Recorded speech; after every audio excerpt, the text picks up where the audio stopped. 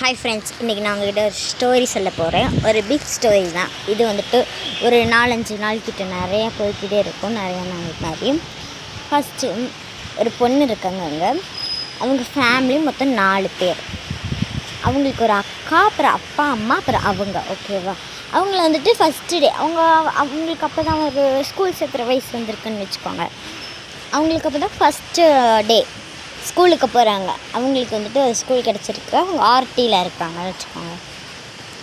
எல்கேஜிலேருந்து அப்புறம் first day ஸ்கூலுக்கு போகிறாங்க. அப்புறம் எப்போவுமே சின்ன குழந்தைங்கள ஃபஸ்ட் டே ஸ்கூலுக்கு போனால் அழுவாங்களே, அந்த மாதிரி அழுதாங்க அவங்க.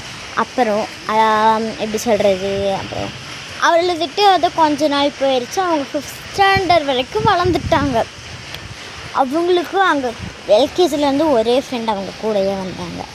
அப்புறம் 5th ஸ்டாண்டர்ட் வரைக்கும் வளர்ந்துட்டாங்க. 6th வந்துட்டு ஆர்டிக்கே ஃபீஸ் அதிகமாக கேட்குறாங்கன்னு சொல்லிட்டு அவங்க வந்துட்டு வேறு ஸ்கூல் மாற்றுற ஐடியாலே இல்லை. எல்லாத்துலேயுமே வில்லிங் கொடுத்துட்டு லாஸ்ட்டில் நான் வில்லிங்கன்னு கொடுத்தாங்க. அவங்களுக்கு அந்த ஸ்கூலை விட்டு போக மனசே இல்லைங்க. ஃப்ரெண்ட்ஸ் எல்லாருமே அங்கே தான் படிக்கிறாங்க. சில பேர் மட்டும் மாற்றுறாங்க அவங்களுக்கு. அப்புறம் ஃபீஸுக்காக அவங்களும் இன்னொரு ஸ்கூல் போயிட்டாங்க. ஆனால் இன்னொரு ஸ்கூல் அவங்களுக்கு பிடிக்கவே இல்லை. சின்ன வயசுலேருந்து ஒரு ஸ்கூலில் படிச்சுட்டு இப்போ வேறு ஸ்கூல் போகிறது எல்லாம் ஆயிடுறாங்க. அதே ஜேகேகேஎன்ஸ் எப்படி சொல்கிறது, அந்த ஸ்கூலில் வேனில் தான் அவங்க வருவாங்க. வேனில் அவ்வளோ மெமரிஸுங்க அவங்களுக்கு. எப்படி சொல்கிறது, இப்போ வேன் டிரைவரே அமௌண்ட்டு கொடுத்து கேன்டீனில் போய் வாங்கி சாப்பிடுங்கன்னு சொல்லுவாங்க. ஃப்ரெண்ட்ஸ்லாம் அதுக்கு மேலே அவங்க டான்ஸ் ஆடிகிட்டே வருவாங்களாமாங்க. வேனில் அவ்வளோ ஜாலியாக விளையாண்டிட்டு வருவாங்க. அந்த ஃபீல் இல்லைன்னா இப்போ எவ்வளோ கஷ்டமாக இருக்கும்லங்க அவங்களுக்கு.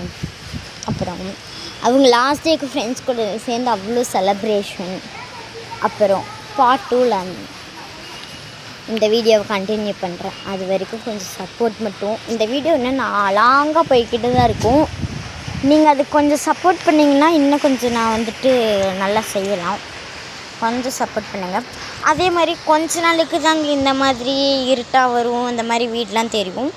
கொஞ்ச நாள் டைம் கொடுங்க. அதுக்குள்ளே அப்புறம் நான் சரி பண்ணி ஒரு லைட் போட்டு அதுக்கப்புறம் நான் மொட்டை மேலே எடுக்க ஆரம்பிச்சுக்கிறேன். ஈவினிங் டைம் வந்துட்டு நான் கிளாஸ் போயிடுறேன். அதனால் எடுக்க முடியறதில்ல. அப்புறம் நெக்ஸ்ட் வீடியோவில் பார்க்கலாம். பை.